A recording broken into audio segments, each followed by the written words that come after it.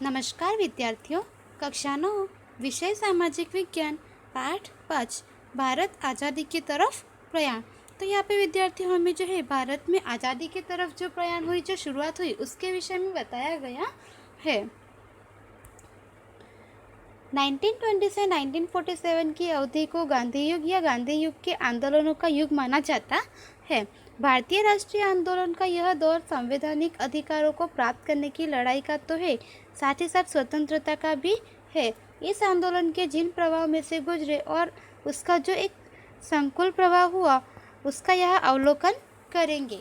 तो यहाँ पे हमें बताया है कि 1920 के ईयर से 1947 की जो अवधि थी, इसे जो है गांधी युग के रूप में या तो गांधी युग के आंदोलनों का युग के रूप में जाना जाता है। और भारतीय राष्ट्रीय आंदोलन का जो है यह दूसरा दौर जो संवैधानिक अधिकारों को प्राप्त करने की लड़ाई का था, साथ ही साथ स्वतंत्रता की लड़ाई का भी था। और इस आंदोलन के जिन प्रभाव में से गुजरे और उसका जो एक प्रभाव हुआ, उसका यहाँ पे हमें इस प्रकरण में अवलोकन किया गया है। इसके बारे में हमें यहाँ पे बताया है।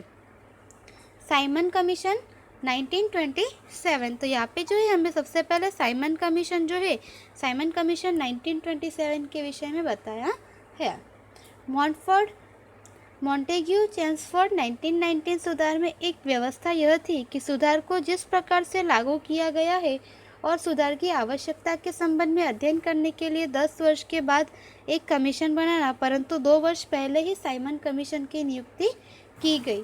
तो यहाँ पे हमें बताया है कि मॉन्टेग्यू चेम्सफोर्ड 1919 सुधार में यह व्यवस्था की गई थी कि सुधार को किस प्रकार से लागू किया गया है और सुधार की आवश्यकता के संबंध में अध्ययन करने के लिए 10 वर्ष बाद एक कमीशन बनाना, परंतु जो साइमन कमीशन थी, इसकी जो रचना थी, यह 2 वर्ष पहले नियुक्ति की गई। जॉन साइमन की अध्यक्षता में रचित साइमन कमीशन में 60 सदस्य थे और वे भी अंग्रेज थे। भारतीयों का दुख दर्द भारतीय ही समझ सकते हैं। इस विचार ने कमीशन में भारतीय सदस्यों को शामिल करने की सिफारिश भारतीयों ने की, परंतु अंग्रेजों ने सिफारिश नहीं स्वीकार की।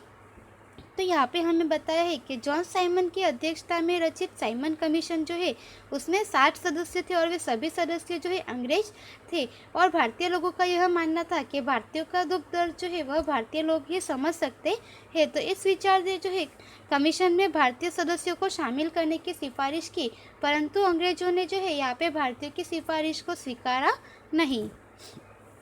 अतः भारतीयों ने साइमन कमीशन का बहिष्कार करने का निश्चय किया। साइमन कमीशन के भारत आगमन के समय लोगों ने सभा, जुलूस, साइमन गो बैक के नारे और काले झंडे फहराकर विरोध किया। तो यहाँ पे जो है, यहाँ पे साइमन कमीशन में जो है यहाँ पे भारतीय सदस्यों को रखने की सिफारिश की गई, परंतु अंग्रेजों ने उनकी सिफारिश सुनी नहीं, जिसकी वजह से जो है यहाँ पे भारतीयों ने साइमन कमीशन का बहिष्कार करने का निश्चय किया। और साइमन कमीशन के भारत आगमन के समय में जो है लोगों ने यहाँ पे जुलूस, सभा तथा साइमन गो बैक के नारे और काले झंडे फहराकर जो है उनका विरोध किया, जिसके विरुद्ध सरकार ने दमन नीति का उपयोग किया। सरकारी दमन नीति का भोग लाला लाजपत राय, गोविंद वल्लभ पंत और जवाहरलाल नेहरू भी बने। तो यहाँ पे हमें बताया है कि जिसके विरुद्ध में जो है सरकार ने दमन नीति का यहाँ पे उपयोग किया, और इस दमन नीति का जो भोग है वे लाला लाजपत राय, गोविंद वल्लभ पंत और जवाहरलाल नेहरू भी इस जो है दमन नीति के भोग बने। लाहौर में जुलूस का नेतृत्व करते समय लाला लाजपत राय गंभीर रूप से घायल हुए। थोड़े दिन बाद उनका अवसान हो गया 1919। तो यहाँ पे हमें बताया है कि लाहौर में जुलूस करते वक्त जो है, जुलूस का नेतृत्व करते वक्त समय जो है लाला लाजपत राय गंभीर रूप से यहाँ पे घायल हुए और कुछ समय के बाद उनका जो है 1919 में उनकी मृत्यु हुई। लाला जी की मृत्यु के समाचार से भगत सिंह, राजगुरु आदि क्रांतिकारी उत्तेजित हुए और लाठीचार्ज का आदेश देने वाले अंग्रेज पुलिस अधिकारी सैंडर्स की हत्या कर दी। तो यहाँ पे हमें बताया है कि 1990 में जो लाला लाजपत राय की मृत्यु हुई, उनकी मृत्यु का जो है समाचार सुनकर क्रांतिकारी भगत सिंह, राजगुरु आदि जो क्रांतिकारी थे वे अधिक उत्तेजित और उग्र हुए और लाठीचार्ज का आदेश देने वाले अंग्रेज पुलिस अधिकारी जो सैंडर्स थी, उनकी यहाँ पे हत्या कर दी गई। नेहरू कमेटी। तो यहाँ पे हमें साइमन कमीशन के बाद जो है नेहरू कमेटी के विषय में बताया है। साइमन कमीशन का बहिष्कार होने से भारतीय मंत्री बर्कनहेड ने साइमन कमीशन का विधेयक प्रस्तुत करते समय बताया कि भारत के नेता सभी दलों के अनुकूल संविधान बनाकर दे तो ब्रिटिश सरकार उस पर विचार करेगी।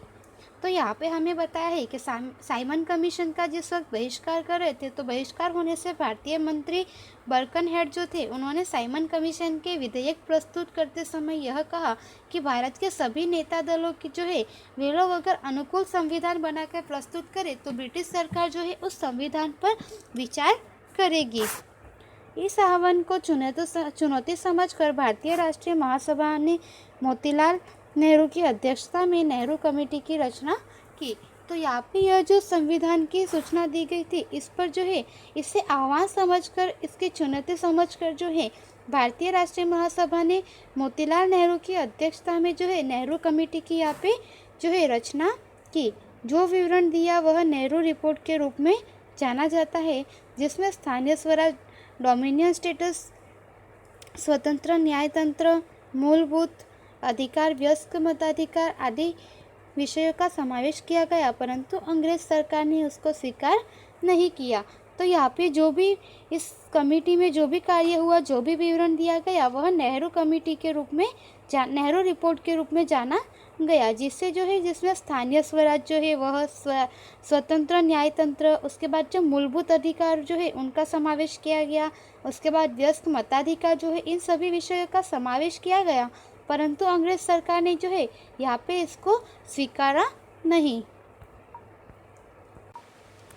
पूर्ण स्वराज्य की मांग 1929। तो यहाँ पे जो है हमें पूर्ण स्वराज्य की मांग जो है हुई उसके विषय में बताया है।